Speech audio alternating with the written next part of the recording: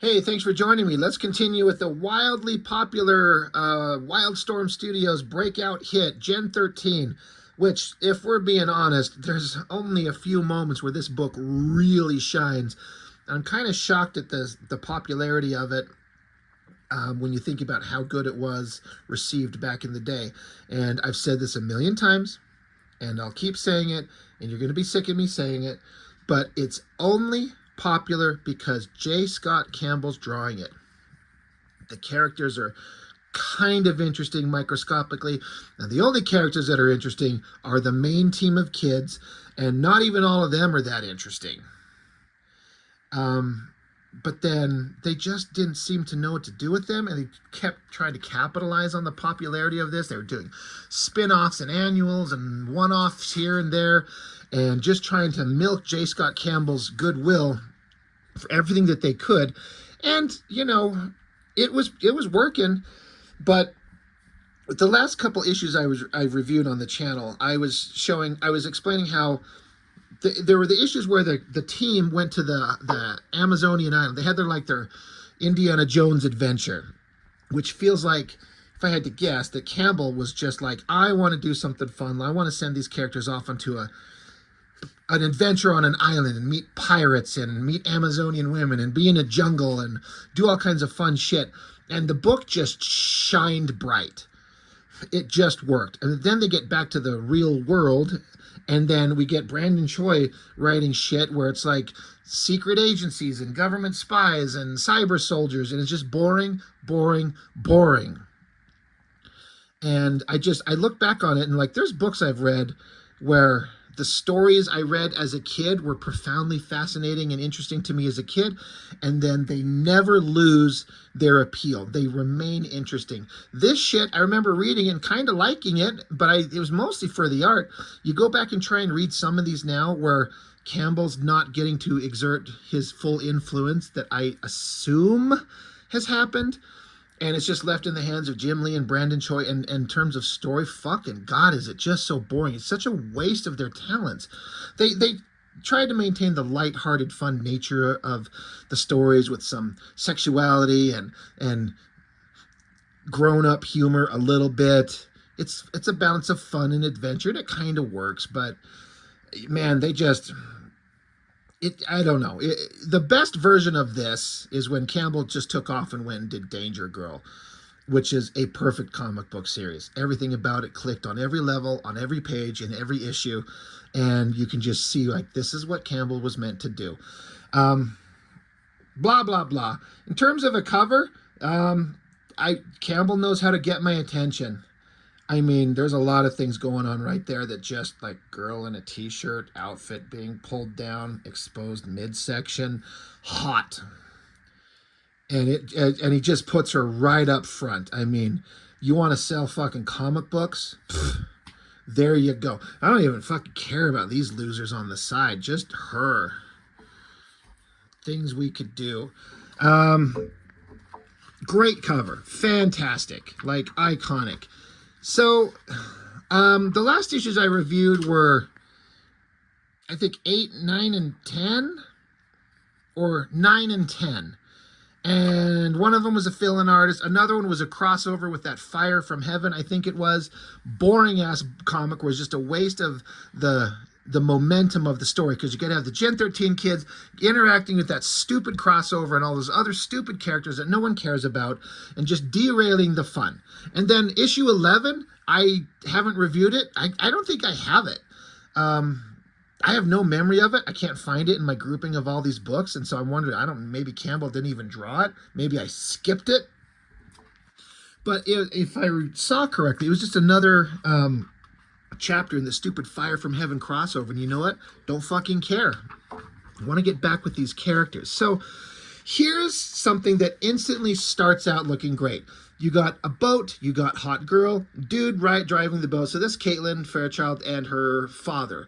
The entire book has been about, these are the Gen 13 characters are the children of some major Wildstorm heroes, these guys, and they all had kids, and they all went off into different places. And Fairchild finally met her father, and it's great. She gets to kind of make a connection that she never had. And it's just, out on a boat. We're not doing superhero shit. We're not in some cybernetic techno lab with a bunch of technology and monsters and evil bad guys in suits cackling and plotting. We're just characters on a boat.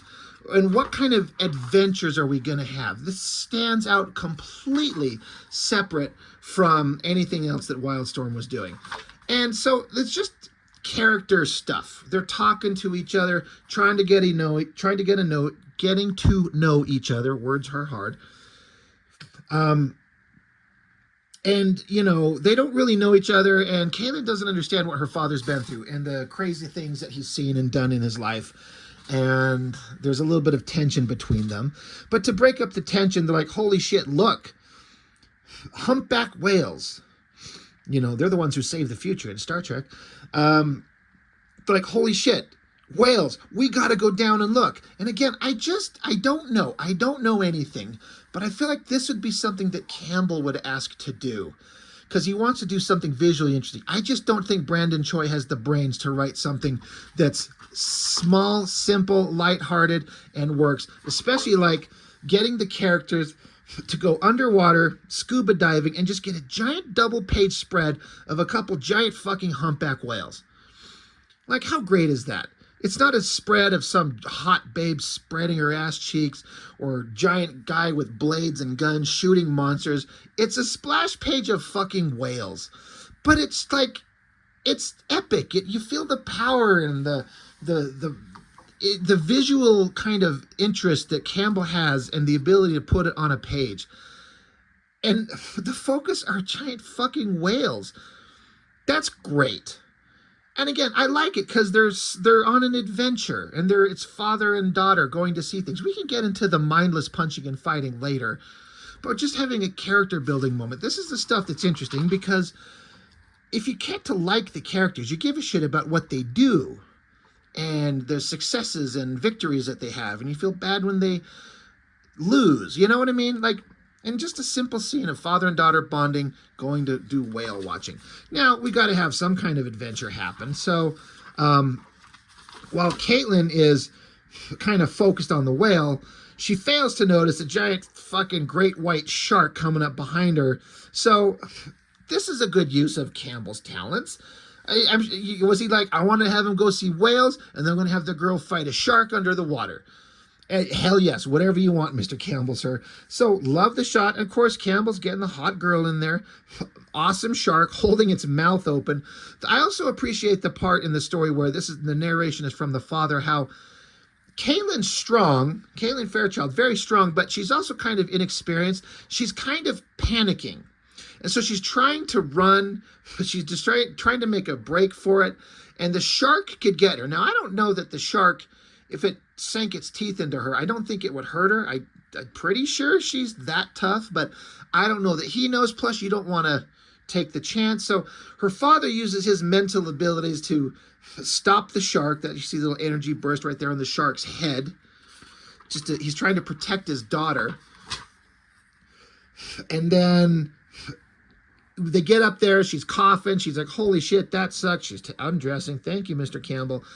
And he basically reveals that he killed the shark. And she's mad that he killed the shark. She's like, the shark was just doing what it does. You didn't have to kill it, you know. So now there's tension between daughter and father.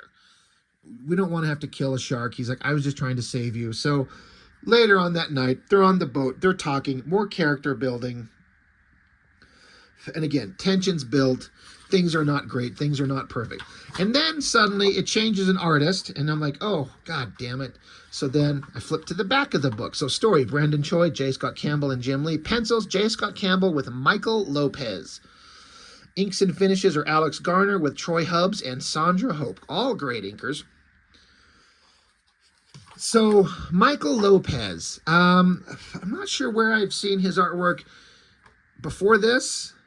I know he's done a few things that I'm vaguely aware of, but he's a great artist, and everything works perfectly fine. But we get the regular Gen 13 kids fighting against stupid Deviate team, and I don't care. I don't care. It's well drawn. Michael Lopez is a great artist. Like, there's no doubt about this. But sometimes it's about getting the right artist on a title that just works. And Gen 13, to my mind, doesn't work if Campbell's not doing it. And this is an example. For me personally, maybe you think it's fine, maybe you get along with it, it just works with you just great. But it all looks fine, but this is just, again, mindless superhero fighting. And that's a good shot of her body, the face and the angle on the body. That's, again, Lopez can draw. Like, let's make no mistake. But, like, that's a good shot of Rainmaker there. Kind of hot. Because Lopez can draw hot girls, too. For me, I'm just repeating myself. Like, it's just the interesting part with the characters is just gone when we get back into like the regular Wildstorm universe bullshit nonsense. Nothing in these worlds were interesting. It's just stuff you've seen in all these comics from the Image guys, and it's just not interesting. Just give this to Campbell. Let him run. Well drawn stuff. Great techno backgrounds all over the place. God, all these ads in this book. Holy shit. I guess I don't need to. Brass by Richard Bennett. That's incredible art in that book. Paul Smith's Leave It to Chance.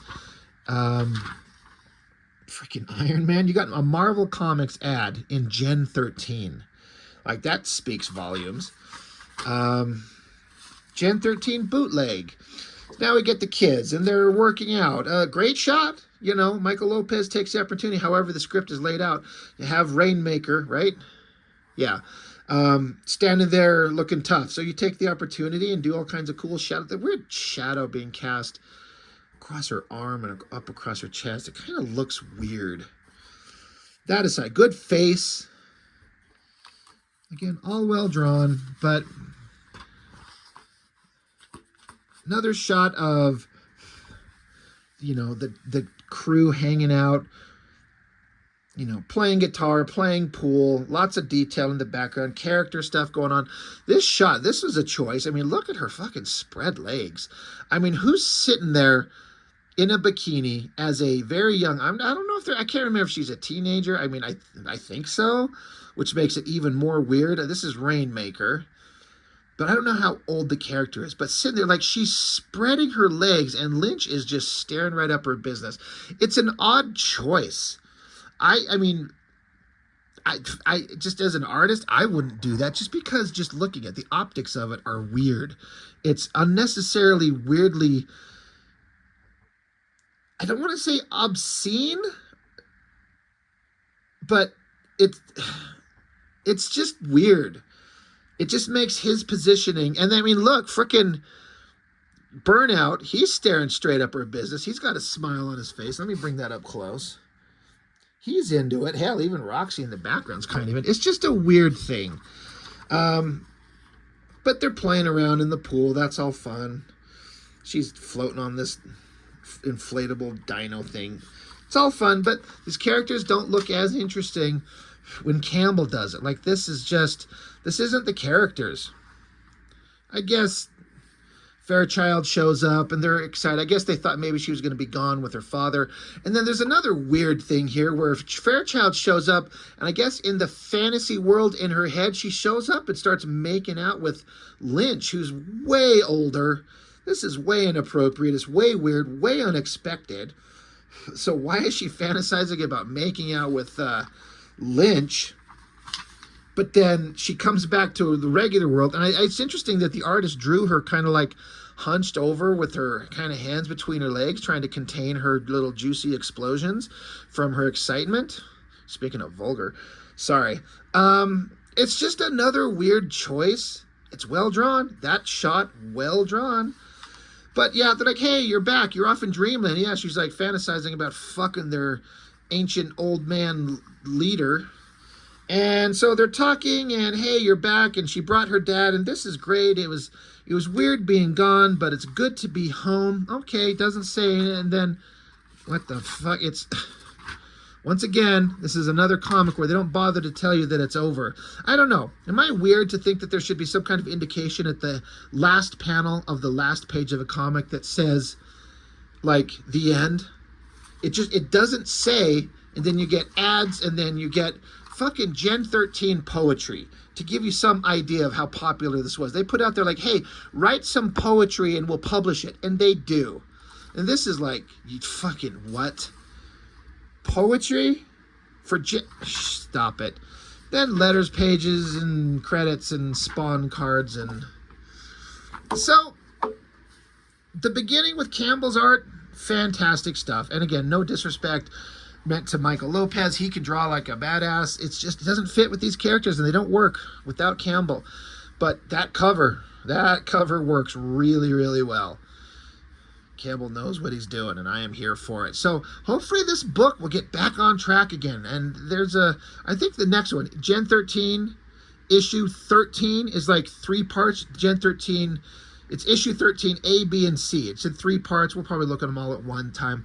Again, I feel like, if I remember correctly, that was a much more fun adventure that I bet Campbell had a bigger hand in deciding what was going on. We'll see. It'd be nice to talk to the guy. I'd love to know what kind of creative control he had, or how much he kind of had to push on the creatives to allow him to have more say. It'd be really interesting to know. But anyway, Gen 13 issue 12. It's kind of okay. There's some fun stuff, but when it works, it works. So anyway, that's all I got for this one. Thanks for watching. See you next time.